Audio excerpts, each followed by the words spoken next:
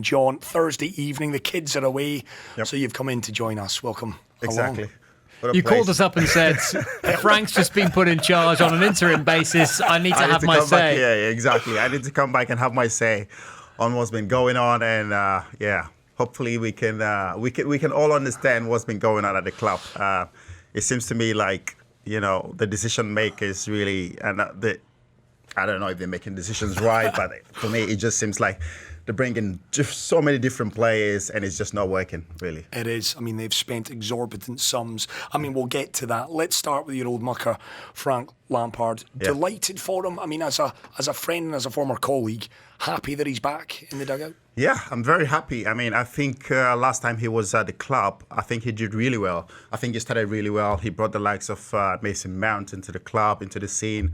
Young players into the scene, and the club were, the team were playing really well. But I think towards the end of his stay, I mean, things were not going well for him, and then the club decided to sack him. But I think if you look at Frank and if you look at the way he's been speaking since he came back, I think you can feel maybe there's a little bit of unfinished business. And because he's been there before, he knows the club.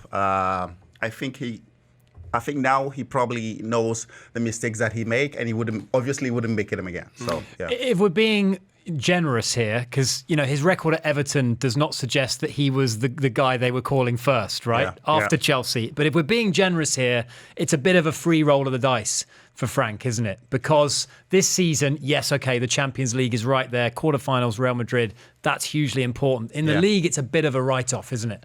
This season. So he's got the unenviable task of going up against Carlo Ancelotti, another of your old managers, John, in the Champions League, which is tough. But, for Chelsea, just to hit the reset button, I wonder why they didn't go in for an available manager, whether it was Nagelsmann, whether it was Enrique as well, who is certainly in the frame. Yeah. I think you've said it all. I think when it comes to the remaining games now, I think Frank, when you look at it, it's like he's got nothing to lose. Yeah. I think when it comes to the Champions League, I think everybody thinks that it's going to be a Madrid win. But I hope Chelsea can be able to do it. But when you look at the two teams, who's in form and who's not in form, I think Madrid are playing really well. I mean, they beat Barcelona 4-0 last. Yeah, they were class last night.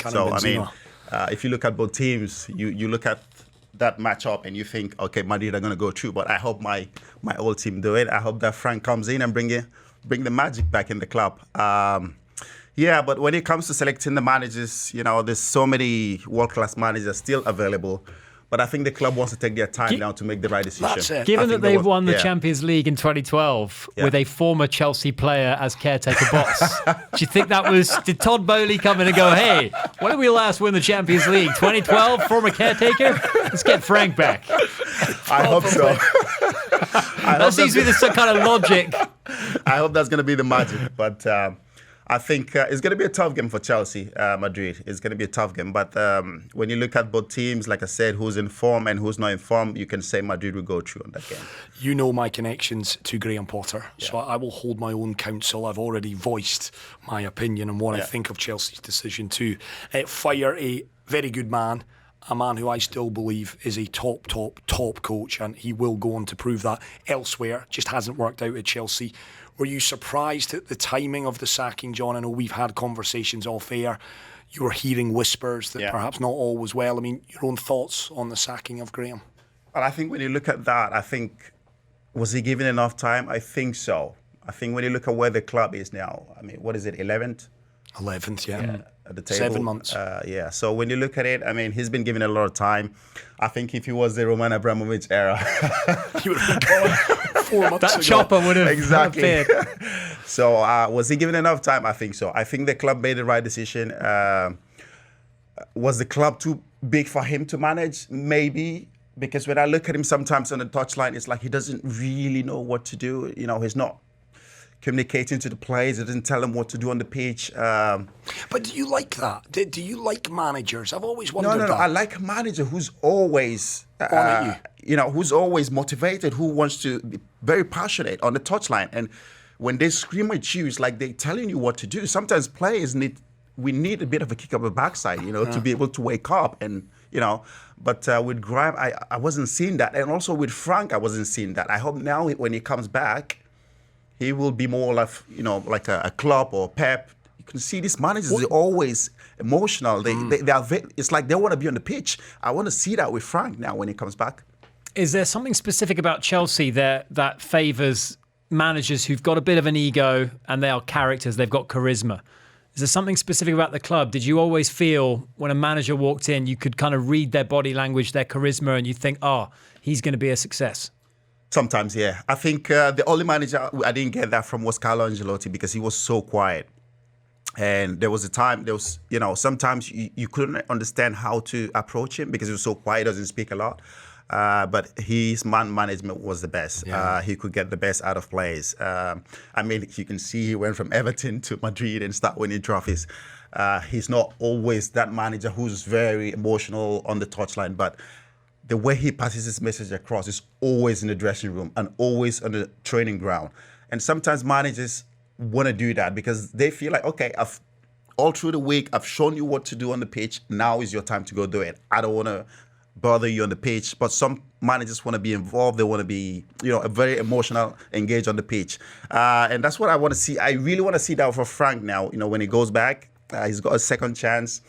The fans love him, the club love him, and I want to see him do really well. What was Carlo like? I want to stick on Carlo Ancelotti because he's been in the news, he's been in the headlines. I know Brazil national team have been courting his signature apparently. Yeah. I read yesterday his son Davide, who's been part of his coaching staff, he may well be stepping out on his own with FC Basel over in Switzerland. Okay. What was Carlo like on the training ground, John? Would he assess and then come in and give an arm round, a little cuddle and pass on little bits and pieces? He doesn't strike me as being whistle around the neck. I know he was in his younger days. Yeah, was that? He is whistle around his neck. Yeah, he is whistle around his neck. He's that guy. He's always involved on the training ground. On the training ground is where you see Carlo always trying to communicate to the players. But one thing I will say that his training method is, for me, probably the best that all throughout my career, because as well as the man management. Yeah. Wow. His training method was, we were always playing games. Footballers, sometimes when you go into training and you look from the top and you look on the pitch and you see what you're gonna do, the exercises or the games that you're gonna oh, not this again. I hate Tuesdays. But with Carlo, for some reason, it was always fun. It was always fun. We enjoyed our time on the pitch. There was lots of short games. And then at the end of it, we play like a two-side game because players who are not been involved on the weekend, they want to play games. And for them, training on the Monday, it's like games because it's a two-side game. It's short games, quick, sharp. And then we expand the game to a two-side. And then you can see the tackles. So you feel like even if you're not part of the game, you feel like you're still getting enough out of the training. So that's why we really enjoyed Carlo. And then, his man management was, for me, a different class. And the most dull training sessions that you took part of at Chelsea? Oh, that's a long list there. Oh, wow, it's a long list. It's a long list. Basically, it was just Carlos that were fun. I'll probably go with Benitez. They were just Benitez, yeah. Structured. Joyless. Structured. There was this exercise he used to do, and for some reason, we football players, we couldn't understand anything he was doing. He was showing the defenders how to step back, how to do the doggy bag. But that is something you learn from, as a kid. Exactly. And he's showing this, like, no, do it this way. And they're like, okay, I've done it. This is like, okay, change, do it that way. And they spend about 20, 30 minutes or 40 minutes doing that. And then the game has to be stopped. And then we're all freezing. It's just not pleasant at all. So for me, definitely Rafa. Can't imagine Rafa demonstrating that either. He does with his Adidas Copa Mundial boots. Yeah, listen, I love the Copa Mundial. Oh, I love the Copa Mundial. I will hear nothing bad said about that. Coming back to Frank, John, it settles something for me. It's often said in kind of footballing circles that he's super intelligent. You read everywhere that his IQ is 150, which if it's true, puts him in the 0.5% of most intelligent people on the planet. Is he perpetuating that myth, or is he very intelligent? On the football pitch, for me, we could all see he's a very clever football player. Very, very clever football player. He knows when to be in the right place at the right time. his runs, his timing, his passing ability. I think people didn't give Frank enough credit, And I know he got the credit that he deserved from the Chelsea fans, but when you look at worldwide, I think when you look at worldwide, and people always compared him with Steven Gerrard, and Gerrard always got the praise from everybody, but Frank was. But for me and for us, he was such an important football player because he was so clever. Did you need him in the quizzes? I would imagine, like every football club.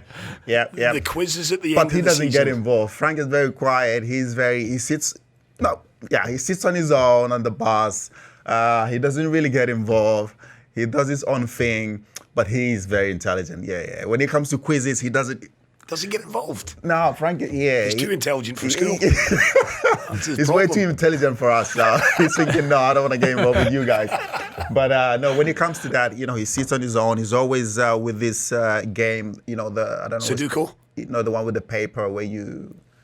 Crosswords. Yeah, crosswords. He's always He's a crossword fan. So he takes his bag, he takes it out. He's there, trying to get the words.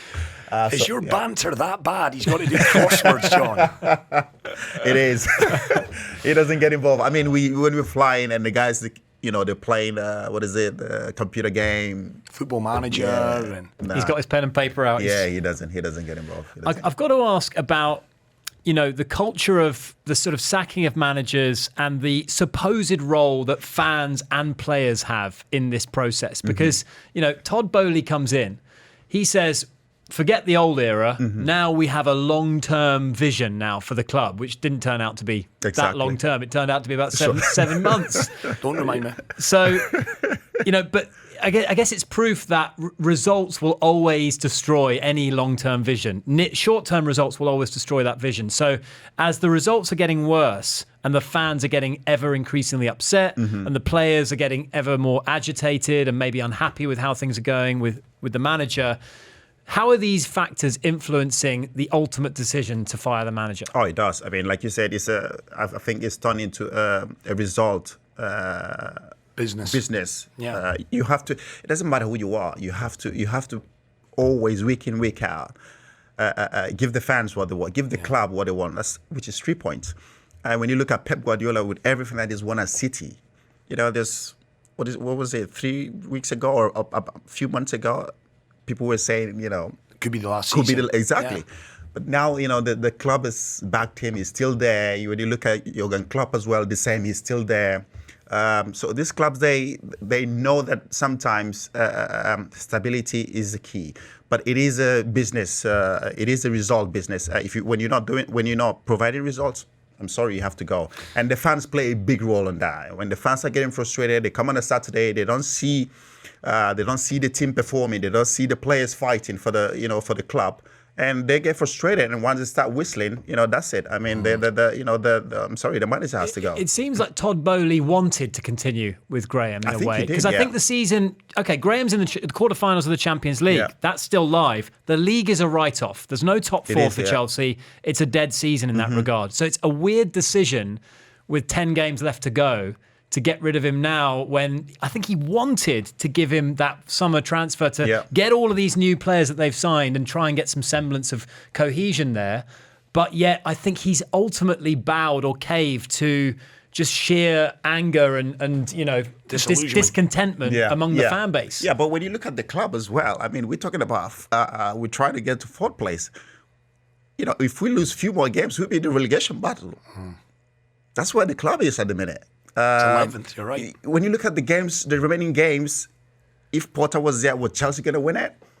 Maybe not, and that's why they've decided to make that decision. I think they've made that decision based on the fact that if they don't change the manager right now, the club might be dragged into a relegation battle. And that's not what we want. We don't want to see a club like Chelsea dragged, into a relegation battle, which we've never been there. It's not where we are. It's not where we should be. But it looked like that's where we're headed. So, I mean, I think that's why the club made a decision. If they'd had a plan, I would have maybe supported it.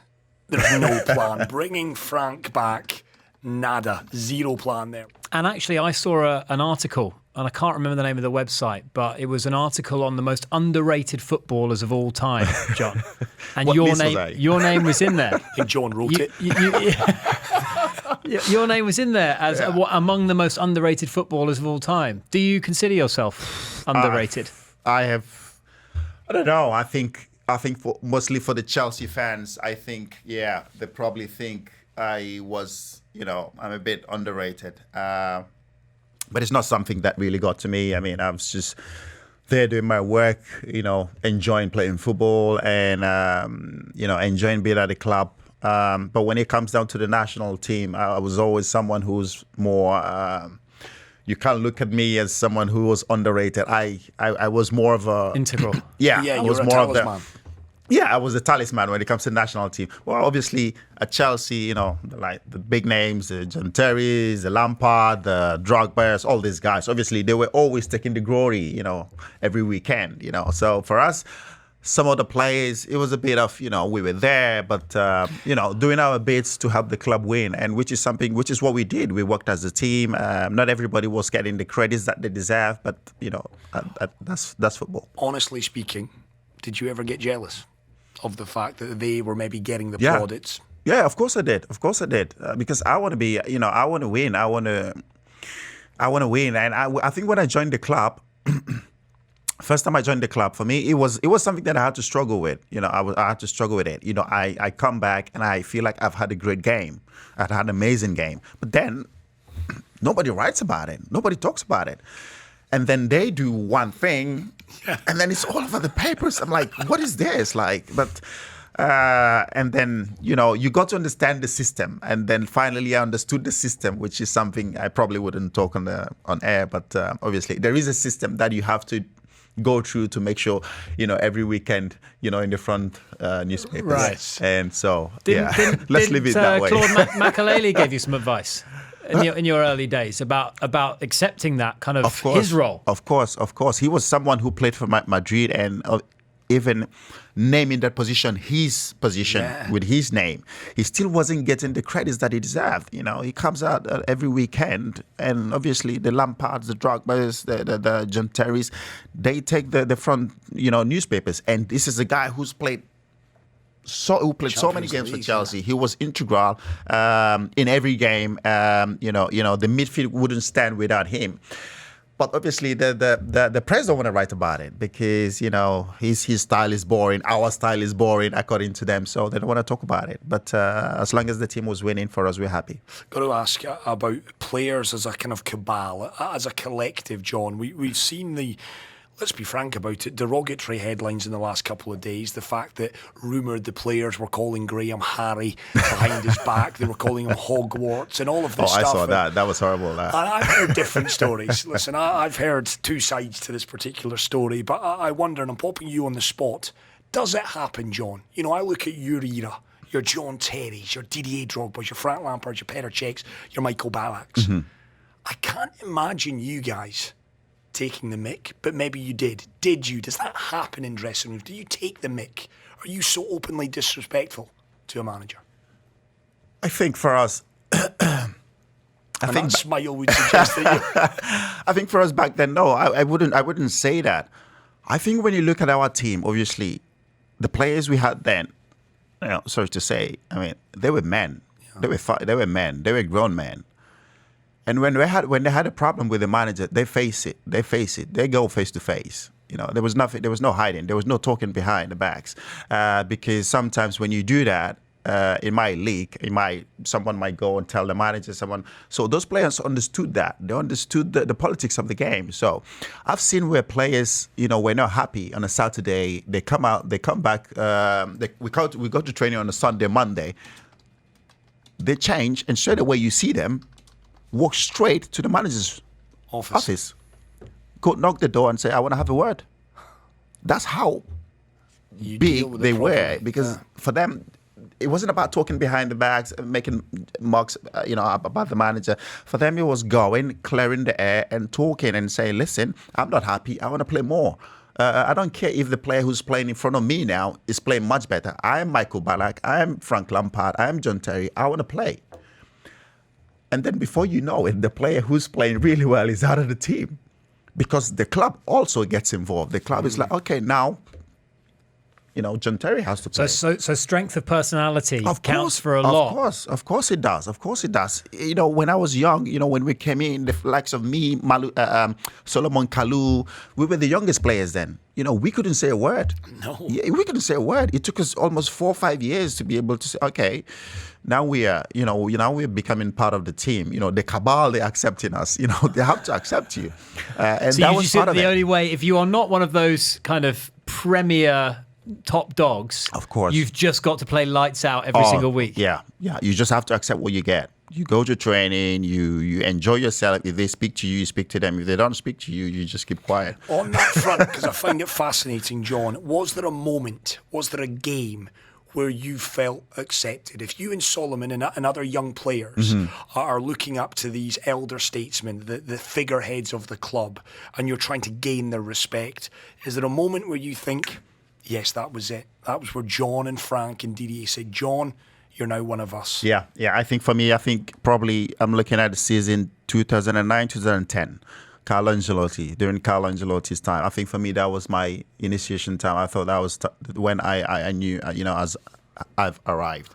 Because I played a lot of games, and that was when I, me and Frank, because we play close to each other, we started having before that when he tells me something to do on the pitch, I just keep quiet and do it.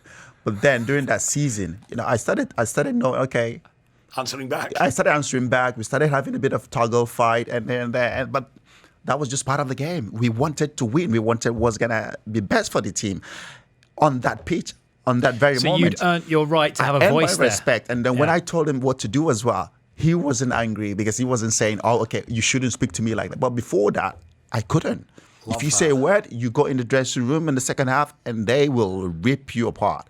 But then from that 2010, when I answer back, even to John Terry and Drogba, they knew, okay, he's now becoming part of us. On that point then, which player didn't understand that? Which player came in and was a bit mouthy too early, perhaps didn't earn the respect as you did? You knew your role. Yeah.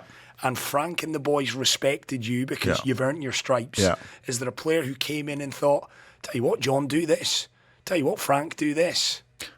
Obviously, I would say, but he was a big player when he came in. For me, it was Michael Ballack. For us, it was Michael Ballack. He came in and he obviously thought, I am Michael Ballack. Yeah. And but he is German after all. He knows best. Exactly. So he walks through the door, and then he was trying to tell the guys what to do, and they were looking at him like, what is this? I could, So we could all see the Didiers, the Lampard, John. They started getting a bit like, okay, who's this guy? Okay, like what is this? But that was just Ballack, and there was few times where they had a massive argument, and they had to tell him, listen, you've just walked through the door. You need to calm down and look at the way we do things and follow. Don't come here to try to change. You have to follow. And I think he understood that. And then he started quieting down, and then they started accepting me a little bit, and then it all became fine. Well, I've just made my Graham Potter pitch. Yay or nay? Yes or no? Should he have stayed in the job after that, John? No. It's a definite no. It's a no. It's a no. Sorry, Chris. John. I don't think John would have ever given him the job. I definitely wouldn't have, to be honest. No, he's done well for Brighton, but I don't think he was a Chelsea manager. Fair. I respect that. Okay, how do we make sense of what's going on with this new Chelsea revolution under Todd Bowley? 17 signings since the start of this season. Tuchel ousted after 8 weeks of the season? Not even that, right? No, it was. Well, Graham came in September. Yeah. So Tuchel given almost no time whatsoever. I think 4 weeks. Like it's ridiculous. And then obviously now Graham, now Frank is an interim manager. 17 signings.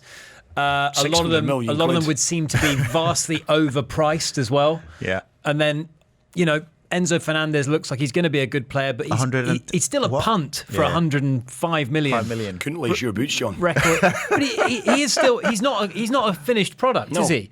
No, they haven't bought one single world-class star for 600 million, and they haven't brought a striker. No. So, how do you, as a man who loves Chelsea, how do you make sense of that? Well, I don't think anyone can make sense of what's going on. Like you've just said, players are just coming in through the door, and it's just, I read like articles like they say Todd Burley is looking at Arsenal's radar, whoever Arsenal is going for. Yeah, he's just stealing their wanted Yeah, list. he's going still, and it's just players coming in, and some players when you look at them, we've mentioned a few players' names here. They're not Chelsea kind of players. I mean, they, some of them are not good on the ball. But yeah, I think when you look at the way that the team was playing before Potter got sacked, it was just nothing happening. There was no spark. There was just nothing going on. When you look at the games, you're like, okay, where's the goal gonna come from? Where's the magic gonna come from? I know they've missed N'Golo Kante. We spoke off air about him. I mean, he's a massive player for the club, and it's a shame that he's just come back now that Potter has been sacked. But I hope we find a rhythm back, and with Frank coming back, he knows the club, he knows most of the players, he's worked with them before, and let's hope we'll start playing well and getting some good results. The great Chelsea teams have always had great strikers in recent years, and obviously Didier Drogba, Diego Costa as well. That's important for any club. I mean, I know we've gone away from the traditional number 9, but big Chelsea teams have always seemed to have that traditional number 9, and yet they're not really either available. I mean, I know, Chris, you've got a theory about a compatriot of John's. I'd love to get your thoughts. Victor Osimhen, because he is someone who has been lighting up Serie A. There's no doubt about that for Napoli. Of course, a compatriot of yours. He has made no secrets of the fact that the English Premier League is a league that he'd quite relish the opportunity to come and play. Chelsea have a Victor Osimhen-sized hole for me. Man United are going to be in the market for number 9. United, How good is he? Let's start there, Victor. Again, if we're talking about Chelsea bringing in number 9, I think when you mentioned the number 9s that you've mentioned, I think there's a finished article. When you're talking about a finished article, a finished complete striker, and those players, you wouldn't get them at the age of 20, 19. Those players start to get mature at the age of 27, 28. But obviously, clubs are not buying those strikers anymore. It's about who can we buy and sell for the next 5-10 years. It's about business. It is about results, but also mostly about business. Business side, yeah. So when you look at those strikers, they're available, but they're not 21, 20 years old. And this is the kind of players Chelsea are buying right now. And when you look at Victor Osimhen, I mean, he's doing really well for Napoli. He's playing really well, and he's going to be on the market in the summer. I think Man United are going to go for him definitely. You think he'd be good in the Premier League? We spoke about him before as well. He's doing well for me. I think Victor scores goals. That's what he does. He scores goals. Is he very technically good? No, not as much. No, but he will get you goals. He would get you goals for sure. I'm loving you lit up. I'm going to come back here. Man United, what are you hearing, John? You've got me excited, being a Man U fan. Do you think, I'll look at his skill set, you think he would work at United? With the Rashfords around him, Fernandes, Sancho, if he can get into form, Garnacho. Yeah. Does Victor complement what they have? I think so. I think he would be the perfect fit for them. I think he would be the finished article for this United team, who are playing some really good football now. They're back playing the way United should play. But again, they're missing that out-and-out striker. And if they could be able to go for him, and if they could be able to get him, I think he would be the icing on the cake for them. Erik ten Hag and Man United, as many clubs do nowadays, John, it's not just about the player, it's about the personality. Is he a good lad? Does he live his life clean? Oh, good boy, lovely boy. Very respectful, down-to-earth, humble. He's such. I didn't get to play with him in the national team for such a long time, but the period that I got to play with him, he was a really nice guy. Lovely boy. You've got me excited about Victor Coming Osimhen. back to the 17 new players, and obviously the comparisons with your time at Chelsea, where you had that nucleus who were mainstays, they had longevity. Frank, Terry, John Terry, all these guys. How does the team dynamic evolve then if you've got just players just thrown into a big soup of footballers? Like who's kind of how's the pecking order evolving in that dressing room? And obviously you need that to create a successful team. You need that strength and that unity. And I just wonder how you can't just magic that out of thin air. It's got to grow from somewhere and evolve from somewhere. So how does it work in that scenario? Obviously, when you look at the team back then, if you are going to Chelsea, you sign and you're going to Chelsea, you know for sure, one thing is for sure, you're going to meet the likes of Frank Lampard, John Terry, Didier Drogba, Peter Cech. They will be there. But now when you sign for Chelsea, even before you sign, if you're going to join them in the summer, you don't know who you're going to meet in the summer. So you need those backbones, in every team to be able to succeed. And we were so lucky we had those guys. They were the backbones of the team.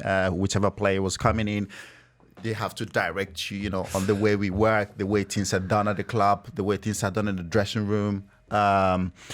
They were very, very cruel. Sometimes they were very harsh. Sometimes, which they have to be. But you have to take it. If you want to be accepted in the club, in that dressing room, you have to be ready to take it, because sometimes it's very unpleasant. Did you ever get absolutely mullered, as I would say in the UK? Did you get absolutely battered by these guys? Was there a game? Was there a moment where it was John? Not good enough. Yeah. Anything stand out? Yeah. Obviously, one player who always used to give it to me, obviously was JT, because I was always close to him.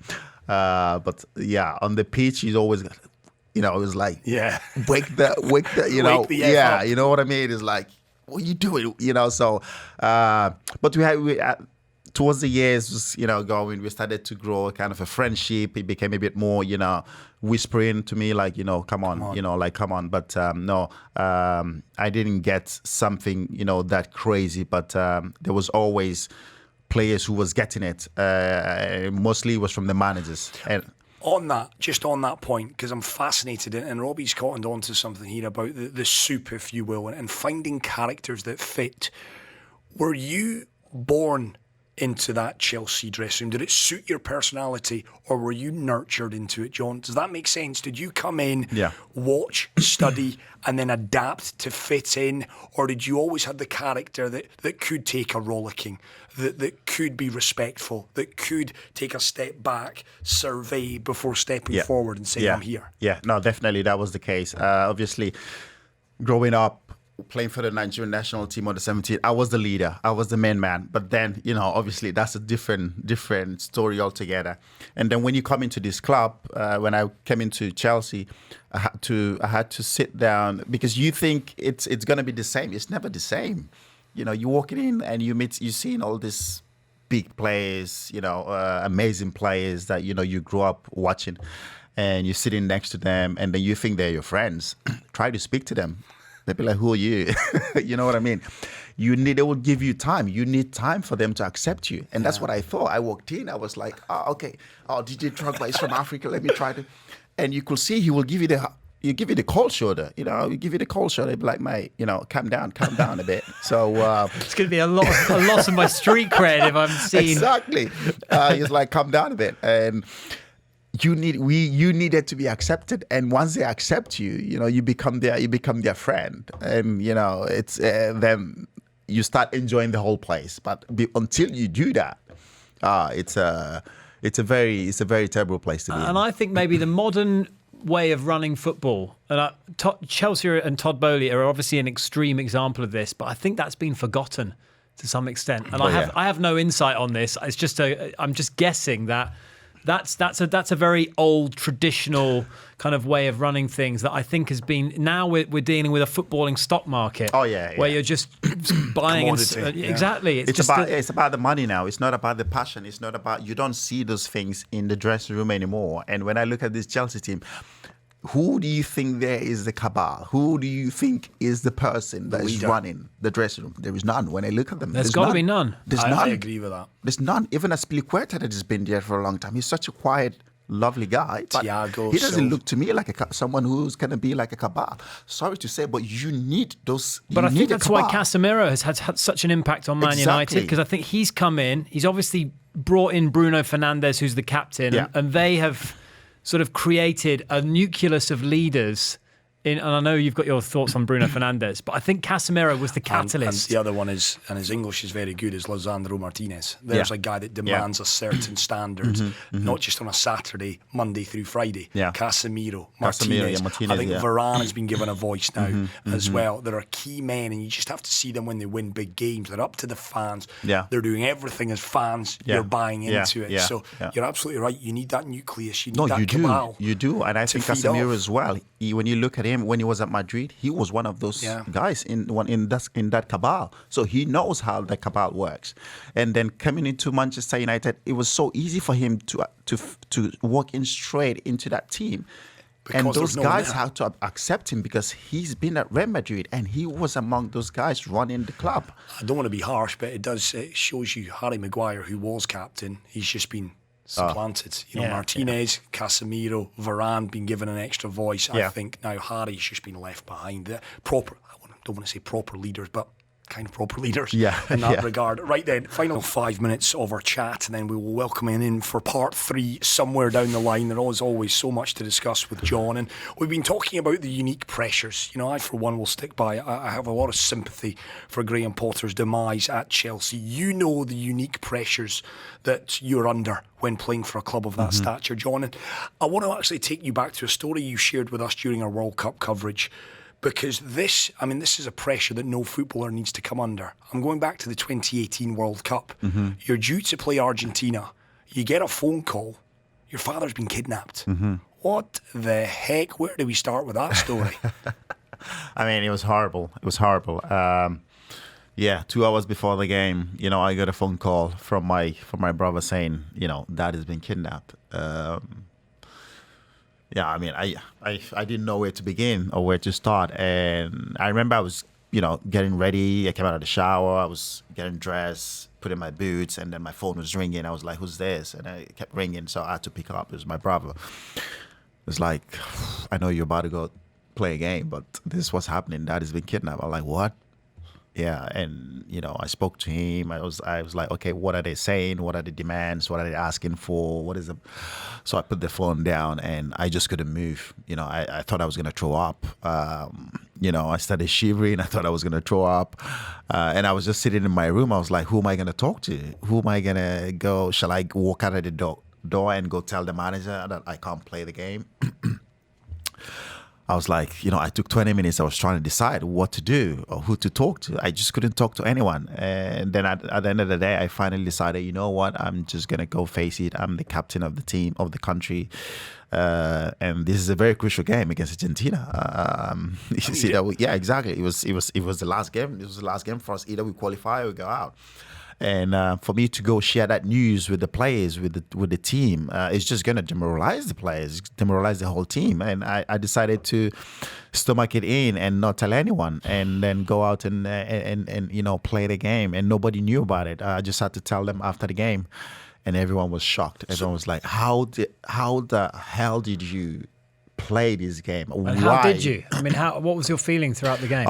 Feeling throughout the game, a few times I thought I was going to throw up on the pitch. I kept drinking water. A few times I thought, you know what? I think I'm going to throw up, because all that kept going through my head is, what's going to happen? Is my dad going to get shot? Is he going to get killed? Is he? And when I spoke to my brother, it was like, he's been beaten up really badly. And they wanted a ransom from you. Yeah, of course they wanted the ransom. They targeted him because of you, I'm assuming. Yeah. And obviously with the expectation that you would pay whatever it was they asked for. Yeah, that was the expectation. They said, listen, we know he's Mikel. We know he's going to pay. If he doesn't pay, we're going to shoot. They're like, we have nothing to lose. We're just going to shoot his dad and just dump him somewhere. That was really horrible. And after the game, I got back on the phone, trying to negotiate with them, speak to them, see where they are. They were calling some ridiculous amount of money from start, and then we started negotiating and still had to pay some crazy amount of money. You did? Yeah, I had to get my dad out. Wow. Yeah. Is this something that's prevalent?